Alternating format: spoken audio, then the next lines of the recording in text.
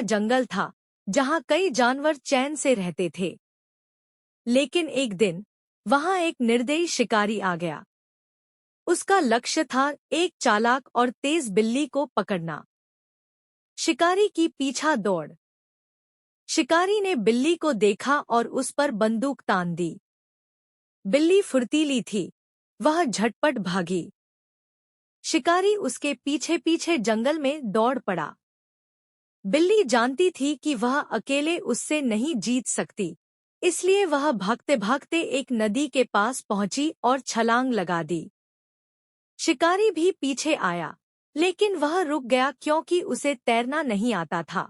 बिल्ली पानी में बहती हुई आगे बढ़ी और कुछ ही देर में एक बत्तख के घर के बाहर जा पहुंची। बत्तख की शरण। बत्तख ने बिल्ली को भीगा हुआ देखा और पूछा, क्या हुआ?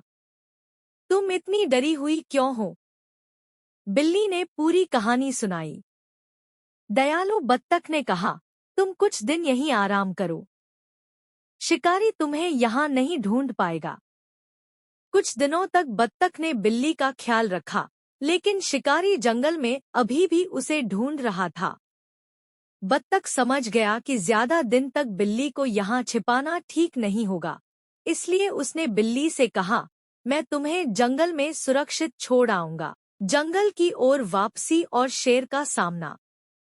बत्तख बिल्ली को लेकर जंगल में आया, लेकिन शिकारी फिर से उनके पीछे पड़ गया।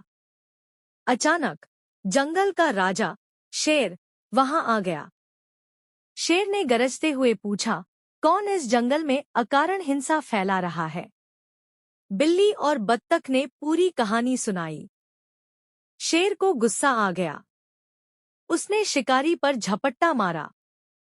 शिकारी डर के मारे भागने लगा, लेकिन शेर ने उसे नहीं छोड़ा और जंगल से बाहर खदेड़ दिया। खुशहाल जंगल। शिकारी के जाने के बाद जंगल फिर से शांत और सुरक्षित हो गया। बिल्ली और बत्तख ने शेर को धन्यवाद दिया। शेर ने कहा, यह जंगल हमारा घर है और मैं कभी किसी को हमारे परिवार को नुकसान नहीं पहुंचाने दूंगा।